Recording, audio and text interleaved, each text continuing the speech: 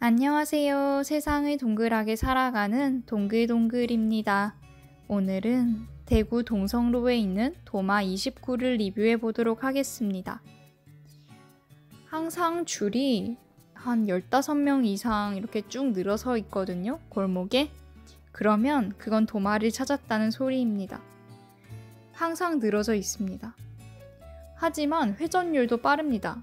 왜냐면 미리 밖에서 주문을 받고 앉자마자 바로바로 음식을 갖다 줍니다. 5분 안에 음식이 나올 수 있도록 합니다. 그리고 그렇게 사람이 많은데도 꽤 친절한 편이고 시스템이 굉장히 잘 돼 있다는 생각이 들었습니다. 알바생들도 많고요. 모든 것이 착착 시스템대로 진행이 됩니다. 줄도 생각보다는 빨리 줄어드는 편입니다. 바깥에서 대기를 타고 들어가서 한 2번 정도 대기를 더 타면 앉을 수가 있습니다. 손님층은 가족끼리 온 분들도 있고, 그리고 연인도 있고, 친구도 있고, 스터디 모임들도 있고, 뭔가 정말 그 누구랑 와도 다 잘 어울리는 곳이라고 해야 할까요? 저는 한 번 간 곳을 2번까지는 방문을 해도 3번은 정말 잘 방문하는 곳이 없습니다. 그런데 이 도마는 제가 무려 3번째 방문한 날입니다. 그만큼 너무 맛있어요. 정말 맛있습니다. 대구에서 연어초밥 추천할 때 있냐고 말한다면 전 단연코 도마 29를 추천하겠습니다. 이거 전에 스시라스토랑 그리고 화담이라고 또 유명한 연어집이 있는데요. 그것보다 전 여기가 한 1.4배는 더 맛있는 것 같습니다. 일단 2020년도 연어초밥을 통틀어서 1등을 줬습니다. 오마카세도 갔고 좀 더 비싼 초밥집도 갔던 것 같은데 다른 건 모르겠고 연어초밥 하나는 정말 여기가 최고입니다. 식기들은 오래되었지만 모두 깨끗합니다. 가끔씩 횟집이나 초밥집 가면 물컵에서 비린내가 나는 곳이 있는데 여기는 그런 것 없이 아주 깔끔합니다. 또 모든 것이 건조되어 있다고 해야 하나요? 손님이 많은 곳에 가면 컵을 씻어서 바로 두기 때문에 축축해서 기분이 나쁜 적이 많은데 여기는 아주 섬세하게 꼼꼼하게 닦아주고 계셨습니다. 가장 유명한 건 연어초밥 10피스 13,000원이고요. 그리고 연어초밥판, 광어초밥판으로 13,000원 이렇게 시킬 수가 있습니다. 또 모듬초밥을 시킬 수가 있어요. 이건 11피스인데요. 모두 다 그 생선은 아니고요. 새우, 생새우, 그리고 삶은 새우, 구운 새우, 오징어인지 한치인지 그거랑 또 문어 삶은 거, 계란말이, 유부, 연어 2개, 그리고 광어 2개 이렇게 돼 있거든요. 이 세트도 있는데 사실 도마에 처음 오신다면 저는 단연코 연어초밥을 추천하고 싶습니다. 물론 광어초밥도 두껍고 맛있긴 한데요. 확실히 연어초밥이 맛있어요. 그래서 여기서 오늘의 초밥, 그 모든 초밥을 시키는 사람들은 많지가 않고 또 후회를 할지도 모릅니다. 하지만 저는 연어초밥을 아주 좋아하지만 5개 이상은 못 먹겠습니다. 이 집이 맛이 없는 게 아니고 그냥 느끼하고 비린 걸 잘 못 먹어요. 연어초밥을 좋아하지만 전 5개로 만족합니다. 그래서 오늘의 초밥, 모둠초밥을 시키고는 남자친구 거를 3개 더 바꿔 먹었어요. 미안한 일이지만 그렇게라도 해야 될 것 같습니다. 반반도 시켜봤는데 광어를 제가 막 좋아하는 게 아니라 가지고 전 이렇게 섞여 있는 게 더 좋더라고요. 갑자기 남자친구한테 미안해지네요. 연어초밥은 굽는 걸 수량 선택이 가능합니다. 그것도 밖에서 줄 서 있을 때 이미 다 주문을 받아 가세요. 저는 꼭 한 3개 정도는 굽는 편입니다.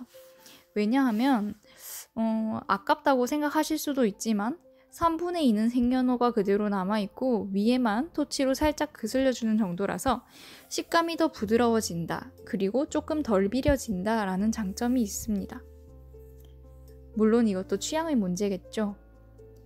정 더 바라는 게 있다면 그 흰색 마요네즈 소스 같은 그 소스랑 그리고 양파가 올라가 있었으면 좋겠다 하는 생각도 들긴 하지만 이 정도로도 충분히 만족합니다.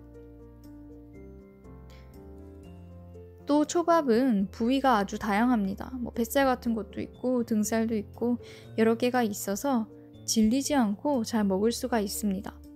와사비는 본인이 원하는 만큼 양을 가미하면 되기 때문에 안에는 비어 있습니다.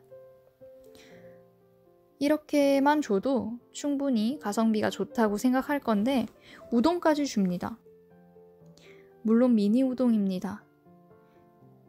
우동이 당연히 자가제면하고 이런 면은 아니고 일반 시중에 갖다가 파는 그 면을 삶아서 우동 국물에다가 넣은 건데 요즘 겨울이라 가지고 찬 음식이 사실 땡기지는 않거든요.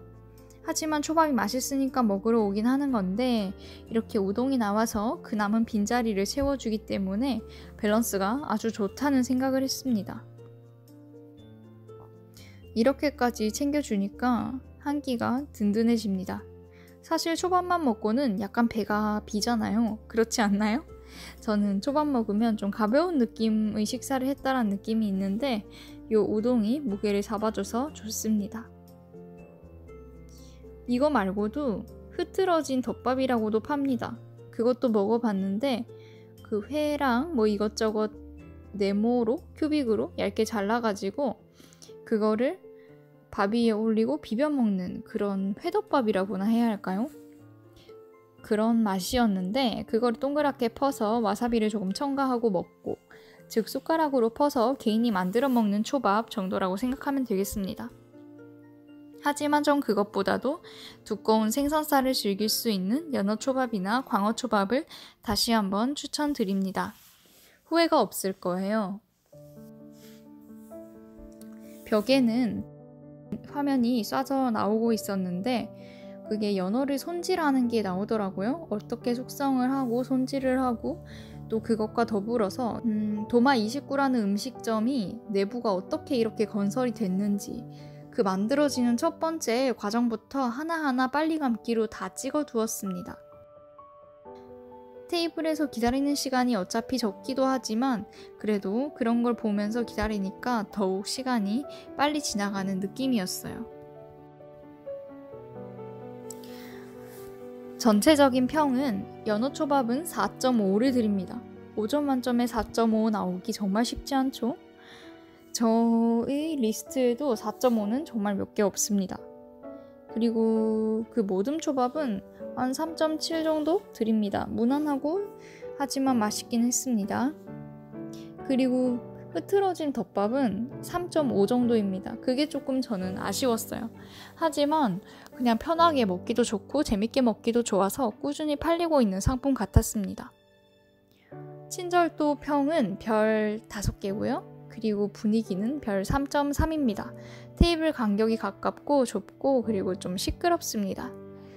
그래서 편안한 식사라고는 사실 할 수는 없겠어요. 약간 마음이 급하거든요. 위생은 5점 만점 드립니다. 식사가 끝나고 물론 다른 것도 그렇지만 소독제를 뿌리고 닦고를 반복하시더라고요. 이렇게 손님이 많은데 잘 쳐내고 계신 모습에 저는 좀 늘 좋았습니다. 물컵 상태나 식기 상태도 항상 뽀송뽀송하고요. 이 뒤에는 먹는 영상만 한 1분 정도 배속을 빨리 해서 붙여 넣었습니다. 요즘 영상을 어떻게 찍을지 여러모로 생각을 해보고 있는데 필터도 끼웠다가 또 앞에 글자도 넣어봤다가 이것저것 하는데 영상 빨리 감기로 끝에 이렇게 재생을 해서 보여주는 유튜버 분들이 좀 있더라고요. 그래서 저도 그냥 잘라버리지 않고 한번 영상을 이어붙여 봤습니다. 마음에 안 들면 제가 나중에부터 올라오는 그런 영상들은 다시 잘라버릴 수도 있기는 합니다. 그래도 이번에는 시험 삼아 영상을 조금 남겨놓아 보도록 하겠습니다.